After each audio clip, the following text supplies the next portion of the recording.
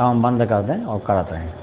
देखिए, अब कक्षा 11 में रसायन विज्ञान में पिछले टर्न पर हमने दीर्घाकार आवर्त सारणी का अध्ययन किया था। अब आगे हम इसके पढ़ना आवर्ती गुण। जो पीरियोडिक प्रॉपर्टी क्या है तत्वों के वर्गीकरण की, तो जो सबसे पहला जो इसका गुण है वो है परमाणु त्रिज्या। क्या कहेंगे भाई? परमाणु त्रिज्या, ये हमें पढ़ना है। Atomic radius. परमाणु त्रिज्या किसे कहते हैं? तो किसी तत्व की परमाणु त्रिज्या उसके नाभिक के केंद्र से, ये नाभिक का केंद्र है। जैसे मान लो दो कक्षाएं बन रही हैं, तो बाह्यतम इलेक्ट्रॉन की बीच की दूरी, बाहरी कक्षा का ये सबसे बाहरी कक्षा ये है, उसमें ये इलेक्ट्रॉन है, को परमाणु त्रिज्या कहते हैं। फिर से एक बार सुनेंगे, किसी तत्व की परमाणु त्रिज्या उसके नाभिक के केंद्र से, नाभिक के केंद्र से बाह्यतम इलेक्ट्रॉन की बीच की दूरी, जो बाह्यतम इलेक्ट्रॉन है उसकी बीच की दूरी को उस तत्व की परमाणु त्रिज्या कहते हैं। इसे हम एंगस्ट्रॉम में व्यक्त करते हैं। काहे में व्यक्त करते हैं? एंगस्ट्रॉम में। अब ऐसा बताया गया कि परमाणु क्वांटम यांत्रिकी सिद्धांत के अनुसार परमाणु में इलेक्ट्रॉन की स्थिति निश्चित नहीं है। परमाणु में इलेक्ट्रॉन की स्थिति निश्चित नहीं है। कभी इलेक्ट्रॉन नाभिक से पास हो सकता है, कभी इलेक्ट्रॉन नाभिक के दूर हो सकता है, जिससे उसकी परमाणु त्रिज्या का एक्यूरेट पता नहीं चलता। इसलिए परमाणु त्रिज्या का जो निर्धारण है वो निम्न रूप में किया गया है। तो एक बार और सुन लेंगे, किसी तत्व की परमाणु त्रिज्या उसके नाभिक के केंद्र से, ये नाभिक का केंद्र है, बाह्यतम इलेक्ट्रॉन की बीच की दूरी को कहते हैं। इसे एंगस्ट्रॉम में करते हैं। और ऐसा बताया गया कि परमाणु त्रिज्या का जो निर्धारण है वो सहसंयोजी त्रिज्या, पहली त्रिज्या कौन सी है? सहसंयोजी त्रिज्या के रूप में करते हैं। सहसंयोजी त्रिज्या है। दूसरी है वान डेर वाल्स त्रिज्या। दूसरी क्या है भाई? वान डेर वाल्स त्रिज्या, वान डेर वाल्स त्रिज्या। और तीसरी है धात्विक त्रिज्या या क्रिस्टल त्रिज्या। इसको हम धात्विक त्रिज्या कहते हैं या क्रिस्टल त्रिज्या कहते हैं। क्या कहते हैं? क्रिस्टल। इन तीन त्रिज्याओं के रूप में हम उसका निर्धारण करते हैं परमाणु त्रिज्या का। तो सबसे पहले नाम ही से विदित है सहसंयोजी त्रिज्या। जो अधातु परमाणु होते हैं, अधातु अणुओं में जो परमाणु होते हैं उनके मध्य सहसंयोजी बंध पाया जाता है। तो क्या परिभाषा आएगी सहसंयोजी बंध में? किसी अणु में, कोई अणु ले लिया जाए, जैसे हमने Cl2 ले लिया, ये Cl2 अणु है, किसी अणु में सहसंयोजी बंध द्वारा एक सहसंयोजी, शर्त ये भी है किसी अणु में एक सहसंयोजी बंध द्वारा जुड़े किसी तत्व के, किसी एक ही तत्व के दो परमाणु नाभिकों की बीच की दूरी को, जैसे हमने Cl2 ले लिया तो एक ये सहसंयोजी बंध बन रहा है, तो एक परमाणु, एक Cl ये है, एक Cl ये है, तो दोनों परमाणुओं के नाभिकों की बीच की दूरी, तो ये नाभिक, इस परमाणु का नाभिक ये है, इस परमाणु का नाभिक ये है, उसकी बीच की दूरी के आधे को उस तत्व की सहसंयोजी त्रिज्या या परमाणु त्रिज्या कहते हैं। फिर से एक बार परिभाषा सुनेंगे, किसी अणु में एक सहसंयोजी बंध द्वारा जुड़े किसी तत्व के दो परमाणु नाभिक, दो परमाणु, ये दो परमाणु नाभिक तत्व एक ही है, एक ही तत्व के दो परमाणु नाभिकों की बीच की दूरी के आधे को उस तत्व की परमाणु त्रिज्या या सहसंयोजी त्रिज्या कहते हैं। तो क्या सूत्र हो जाएगा? परमाणु त्रिज्या बराबर क्या हो जाएगा? दो परमाणु नाभिकों की बीच की दूरी, परमाणु नाभिकों के बीच की दूरी, बीच की दूरी अपॉन 2, ये हो जाएगा। तो ऐसा बताया गया Cl2 अणु में दो Cl परमाणुओं के नाभिकों की बीच की दूरी 1.98 एंगस्ट्रॉम है। तो इसकी जो परमाणु त्रिज्या होगी वो 0.99 एंगस्ट्रॉम होगी। तो क्लोरीन की जो परमाणु त्रिज्या या सहसंयोजी त्रिज्या होगी वो 0.99 एंगस्ट्रॉम होगी। या देखें हाइड्रोजन अणु में देखें H2 में, तो 2 H परमाणु के जो नाभिक हैं, एक H ये है और एक H ये है, उनकी जो बीच की दूरी है वो 0.74 एंगस्ट्रॉम है बटे 2। तो इसकी जो परमाणु त्रिज्या है वो 0.737 एंगस्ट्रॉम हो जाएगी। ये था सहसंयोजी त्रिज्या के बारे में या परमाणु त्रिज्या के बारे में। तो क्या कहा हमने, किसी अणु में एक सहसंयोजी बंध द्वारा जुड़े किसी तत्व के दो परमाणु नाभिकों की बीच की दूरी, दो परमाणु जो नाभिक हैं उनकी बीच की दूरी की आधे को उस तत्व की सहसंयोजी या परमाणु त्रिज्या कहते हैं। जैसे हमने उदाहरण बताया, Cl2 अणु में 2 क्लोरीन परमाणु के नाभिकों की बीच की दूरी 1.98 एंगस्ट्रॉम है, तो उसकी परमाणु त्रिज्या 0.99 एंगस्ट्रॉम होगी। उसी प्रकार से हाइड्रोजन के केस में देखें, हाइड्रोजन के 2 परमाणु नाभिकों की बीच की दूरी 0.74 एंगस्ट्रॉम है, उसमें 2 का भाग दे दिया 0.37 निकल आई। अब आना है दूसरी है वान डर वाल्स त्रिज्या क्या है। तो आप जानते हैं कि ठोस अवस्था में जो अधातु होते हैं वो अणुओं के समूह के रूप में रहते हैं। ठीक, ठोस धातुओं में जो ठोस धातुओं के अणु होते हैं वो समूह के रूप में उपस्थित होते हैं। और आप जानते हैं अणुओं में सहसंयोजी बंध पाया जाता है, लेकिन एक अणु, जैसे हमने कहा ये क्लोरीन का अणु है, ये Cl है, ये Cl है, ये हो गया, और दूसरा अणु क्या हो जाएगा, ये Cl का हो गया। ये एक अणु ये है, एक अणु ये है। तो ये अणु में जो परमाणु उपस्थित हैं वो तो सहसंयोजी बंध द्वारा जुड़े होते हैं, लेकिन एक अणु दूसरे अणु से एक वान डर वाल्स बल द्वारा जुड़े होते हैं। तो जो अधातुओं के जो अणु होते हैं वो अणु एक दूसरे से वान डर वाल्स बलों द्वारा जुड़े होते हैं। अब इसकी परिभाषा देखिए परमाणु वान डर वाल्स त्रिज्या की।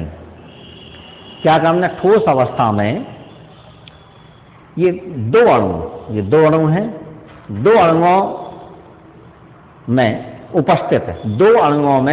उपस्थित निकटतम परमाणु, जैसे एक अणु का निकट परमाणु ये है, इस अणु का ये, दोनों निकट हैं ये परमाणु, निकटतम आवंदित अवस्था में। किस अवस्था में, अभी देख लेते हैं परिभाषा, फिर से सुनिए। ठोस अवस्था में दो अणुओं में उपस्थित निकटतम आवंदित, ये एक दूसरे से बंधे नहीं है, निकटतम आवंदित परमाणु नाभिकों की, किसके भाई, परमाणु नाभिकों की बीच की दूरी के आधे को, ये जो बीच की दूरी दी है इसके आधे को उसकी वान डर वाल्स त्रिज्या कहते हैं। क्या कहते हैं भाई, वान डर वाल्स त्रिज्या कहते हैं। फिर से सुनिए, ठोस अवस्था में दो अणु, ये दो अणु हैं, अधातु के दो अणु हैं, ठीक है, में उपस्थित आवंदित निकटतम परमाणु, ये आवंदित है, ये एक दूसरे से आवंदित नहीं जुड़े हैं, निकटतम दो परमाणु नाभिकों की बीच की दूरी के आधे को वान डर वाल्स त्रिज्या कहते हैं। जैसे जो Cl अणु हैं इनमें दोनों की बीच की दूरी आपकी 3.6 एंगस्ट्रॉम है। कितनी है भाई, 3.6 एंगस्ट्रॉम इनकी बीच की दूरी है। तो जो वान डर वाल्स त्रिज्या होगी वो कितनी होगी, 3.6 बटे 2, 1.8 एंगस्ट्रॉम होगी, जो हो गया, ये वान डर वाल्स त्रिज्या हो गई। तो क्या कहा हमने, वान डर वाल्स, ठोस अवस्था में दो अणुओं में उपस्थित आवंदित निकटतम परमाणु नाभिकों की बीच की दूरी के आधे को वान डर वाल्स त्रिज्या कहते हैं। अब आना है हमारी धात्विक त्रिज्या किसे कहते हैं। तीसरा पॉइंट है धात्विक त्रिज्या। तो आप जानते हैं कि धातु में ठोस अवस्था में क्या काम है, ठोस धातुओं में निकटतम स्थित परमाणु, जैसे ये सोडियम है, इसके निकट ये परमाणु स्थित है, निकटतम परमाणु नाभिक के बीच की दूरी के आधे को उस तत्व की धात्विक त्रिज्या कहते हैं। क्या काम ना भाई, ठोस धातु में, किसमें भाई, ठोस धातु में निकटतम स्थित परमाणु, जैसे एक यानी ये है उसके बगल में ये उपस्थित है, निकटतम उपस्थित परमाणु नाभिकों की बीच की दूरी के आधे को उसकी हम धात्विक त्रिज्या कहते हैं। या क्रिस्टल में, जैसे आप जानते हैं कि एन एक क्रिस्टल है, ये तो सोडियम का एक परमाणु ये है, एक परमाणु ये है, या मान लो एक परमाणु ये है, एक परमाणु, तो ये परमाणु जो निकट स्थित हैं उनके नाभिकों की बीच की दूरी के आधे को हम उसकी धात्विक त्रिज्या या क्रिस्टल त्रिज्या कहते हैं। और ऐसा बताया गया कि जो क्रिस्टल त्रिज्या है या धात्विक त्रिज्या का मान सहसंयोजी त्रिज्या से तो बड़ा होता है, परंतु वान डेर वाल्स त्रिज्या से छोटा होता है। तो धात्विक त्रिज्या का मान सहसंयोजी त्रिज्या से बड़ा होता है, परंतु वान डेर वाल्स त्रिज्या से कम होता है। तभी हमने आपको ये बताया कि परमाणु त्रिज्या का निर्धारण हम 3 रूप में करते हैं, सहसंयोजी त्रिज्या, वान डेर वाल्स त्रिज्या और धात्विक त्रिज्या। इसके बारे में हमने बताया। अब हमें इसी में एक टॉपिक और पढ़ना है, वो है आयनिक त्रिज्या। वो क्या है भाई? आयनिक त्रिज्या। तो आयनिक त्रिज्या में किसे कहते हैं, जरा एक और देख लेंगे। अब आयनिक त्रिज्या में क्या है, क्या है भाई? आयनिक त्रिज्या। तो आयनिक त्रिज्या में जैसे हमने कहा ये Na+1 है, तो Na क्या नाभिक है? ये नाभिक हो गया। पहली कक्षा दूसरी कक्षा में 8 इलेक्ट्रॉन हैं।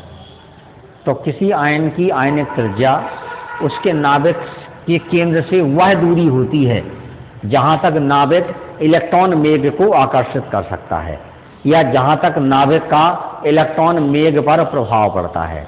मतलब नाभिक से उस इलेक्ट्रॉन तक की दूरी या उस बाह्यतम कोश तक की दूरी जहां तक नाभिक इलेक्ट्रॉन के मेघ को आकर्षित करता है, आयनिक त्रिज्या कहलाती है। तो क्या करना, किसी आयन की आयनिक त्रिज्या उसके नाभिक के केंद्र से उस बिंदु तक की दूरी है, नाभिक के केंद्र से उस बिंदु तक की दूरी है जहां तक नाभिक इलेक्ट्रॉन मेघ को, जो इलेक्ट्रॉनों का जो बादल है, बादलनुमा है, उसको आकर्षित करता है, उसे हम आयनिक त्रिज्या कहते हैं। अब आयनिक त्रिज्या 2 प्रकार की होती है, धनायन त्रिज्या और दूसरी है ऋणायन त्रिज्या। ऋणायन त्रिज्या, धनायन त्रिज्या है और ऋणायन। देखें जरा, धनायन होगा तो धनायन त्रिज्या होगी, ऋणायन तो ऋणायन। अब इसमें प्रश्न है, प्रश्न के रूप में हम बताते हैं क्या कारण है कि धनायन का आकार, किसका? धन आयन का आकार संगत परमाणु से छोटा होता है। संगत परमाणु से छोटा होता है। कैसे करेंगे? देखिए, जब आपको पता है कि जब किसी परमाणु से एक या अधिक इलेक्ट्रॉन पृथक हो जाते हैं तो धनायन बनता है। धनायन के बनने में प्रोटॉनों की संख्या अपरिवर्तित रहती है। जो धनायन बन जाता है उसमें किसकी संख्या भाई? प्रोटॉनों की संख्या अपरिवर्तित रहती है। कैसी रहती है? अपरिवर्तित। और इलेक्ट्रॉनों की संख्या कम हो जाती है, इलेक्ट्रॉन की संख्या में कमी आ जाती है, जिससे नाभिक का इलेक्ट्रॉनों के प्रति आकर्षण बढ़ जाता है, परिणाम स्वरूप उसका आकार छोटा हो जाता है। सुनिए, जब किसी परमाणु से एक या अधिक इलेक्ट्रॉन पृथक होने पर धनायन बनता है, धनायन के बनने में प्रोटॉनों की संख्या अपरिवर्तित रहती है और इलेक्ट्रॉनों की संख्या बढ़ जाती है, जिससे नाभिक का, जब इलेक्ट्रॉनों की संख्या घट गई, नाभिक का इलेक्ट्रॉनों के प्रति आकर्षण बढ़ जाता है, परिणाम स्वरूप उसका आकार छोटा हो जाता है। जैसे देखें कि जो Na+1 है, इसका आकार Na से छोटा होता है। अब क्या हो गया, जैसे 11 Na का इलेक्ट्रॉनिक विन्यास होता है 2,8,1, तो इसमें क्या बनेगा भाई? तो 11 ही प्रोटॉन है इसमें और 11 ही इलेक्ट्रॉन है। कहने का मतलब 11 धन आवेश, जो 11 आवेश है, इसका जो आकर्षण कार्य कर रहा है वो 11 इलेक्ट्रॉनों पर कर रहा है। और यही अगर हमने Na+1 ले लिया तो क्या बन जाएगा? प्रोटॉन तो 11 ही बनेंगे और इलेक्ट्रॉन 10 हो गए। अब 11 धनावेश 10 इलेक्ट्रॉनों को आकर्षित कर रहे हैं, तो आकर्षण बल का मान बढ़ जाएगा। जैसे धनावेश का मान बढ़ेगा तो आकर्षण बल का मान बढ़ेगा। तो जब आकर्षण बल का मान बढ़ेगा तो इलेक्ट्रॉन नाभिक की ओर ज्यादा बल की ओर खिंच जाएंगे, तो उसका आकार छोटा हो जाता है। ठीक। अब इसमें देखें, यदि किसी आयनों में, धनायन में देख लीजिए, यदि किसी आयन में आवर्तों की संख्या समान है या दूसरे आवर्त की संख्या, जैसे हम इलेक्ट्रॉनिक कॉन्फ़िगरेशन में देखें, जैसे Na+1 है तो इसका क्या बनेगा 2 8, Mg प्लस के 2 हैं तो इसका क्या बनेगा 2 8। यदि सम इलेक्ट्रॉनिक हैं, यदि Al प्लस के 3 ले लिया तो 2,8 बनेगा, Si प्लस के 4 ले लिया तो 2,8। ये जो आयन है धनायन, ये सम इलेक्ट्रॉनिक हैं। तो जिस आयन पर जितना ज्यादा धनावेश होगा उसका आकार उतना ही छोटा होता जाएगा, क्योंकि आकर्षण का मान बढ़ता जाता है। तो यदि हम देखें Na+1 देखें, Mg प्लस के 2 देखें, Al प्लस के 3 देखें, Si प्लस के 4, ये सभी जो आयन हैं एक तो एक समान धनायन है और धनायन के साथ साथ सम इलेक्ट्रॉनिक हैं। तो आकार जो है जैसे जैसे आवेश का मान बढ़ता है वैसे वैसे क्या हो जाता है भाई, उसके आकार का मान कम होता जाता है। तो इसमें सबसे ज्यादा आकार किसका होगा Na का, और सबसे कम किसका होगा Si प्लस के 4 का। ये हो गया। तो अब एक बार और सुन लीजिए, इस ऐसे धनायन जो सम इलेक्ट्रॉनिक हों तो उसमें जिसका जितना ज्यादा धनावेश होता है उसका उतना ही कम आकार, उतना ही आकार छोटा होता जाता है। ये था। अगला हमें आगे पढ़ना है वही क्वेश्चन ऋणायन के बारे में। देखें क्या कारण है कि ऋणायन का आकार संगत परमाणु से बड़ा होता है। यहां पर हम क्या लिख दें, ऋण आयन संगत परमाणु से छोटा की जगह लिख दें बड़ा होता है। अब देखिए जरा क्या है, देखें तो हमने क्या कहा, क्या कारण है कि ऋणायन का आकार संगत परमाणु से बड़ा होता है। कोई सीधी बात है, आपको पता है कि जब किसी परमाणु द्वारा एक या अधिक इलेक्ट्रॉन ग्रहण किए जाते हैं तो ऋणायन बनता है। फिर से सुनिए, किसी परमाणु द्वारा एक या अधिक इलेक्ट्रॉन ग्रहण करने से ऋणायन बनता है। ऋणायन के बनने में प्रोटॉनों की संख्या अपरिवर्तित रहती है और इलेक्ट्रॉनों की संख्या बढ़ जाती है, जिससे जब इलेक्ट्रॉनों की संख्या बढ़ गई तो नाभिक का इलेक्ट्रॉनों के प्रति आकर्षण कम हो जाता है, परिणाम स्वरूप आकार थोड़ा फैल जाता है। ये कारण है। जैसे Cl-1 का आकार Cl से बड़ा होता है। इसमें क्या होगा, यदि हम Cl में परमाणु क्रमांक 17 होता है 2,8,7 बनेगा, तो इसमें कितने प्रोटॉन हैं 17, कितने ही इलेक्ट्रॉन हैं 17। इसका मतलब 17 धनावेशों, जो 17 प्रोटॉन का जो आकर्षण है वो 17 इलेक्ट्रॉन पर कार्य कर रहा है। जब हमने Cl-1 का बनाया तो क्या बने 2 8 8 बन जाए, एक इलेक्ट्रॉन ग्रहण कर लिया गया। तो अब प्रोटॉन तो 17 ही हैं, इलेक्ट्रॉन बढ़ गए 18। अब 17 धन का जो आकर्षण है वो 18 प्रोटॉन पर कार्य करेगा, तो आकर्षण बल, इलेक्ट्रॉन बढ़ेंगे तो आकर्षण बल का मान घट जाएगा। जब घट जाएगा तो उसका आकार थोड़ा फैल जाएगा। यही कारण है कि ऋणायन का आकार संगत परमाणु से बड़ा होता है। अब इसी ऋणायन के केस में देखिए, यदि आपके ऐसे ऋणायन दिए गए हैं जिनमें इलेक्ट्रॉनों की संख्या समान है, इलेक्ट्रॉनों की संख्या क्या है भाई समान है, तो जिस पर जितने ज्यादा ऋण आवेश होंगे उसका आकार उतना ही बड़ा होगा। जैसे उदाहरण के तौर पर देखें F-1, O-2, N-3, इसका इलेक्ट्रॉनिक विन्यास बनाएंगे 2,8, इसका बनाएंगे 2,8, इसका बनाएंगे 2,8। तो दोनों इन तीनों आयनों के लिए इलेक्ट्रॉनों की संख्या समान है। जब इलेक्ट्रॉनों की संख्या समान है तो जिसमें जितना ज्यादा आवेश हो जाएगा ऋणात्मक, उसका आकार जो है उतना ही बड़ा हो जाएगा। तो क्या हो जाएगा, N-3 का आकार बड़ा होगा O-2 से, और O-2 का आकार होगा F-1 से। ये है, ये हो गया हमारी आयनिक त्रिज्या के बारे में और परमाणु त्रिज्या के बारे में हमने विस्तार से अध्ययन किया।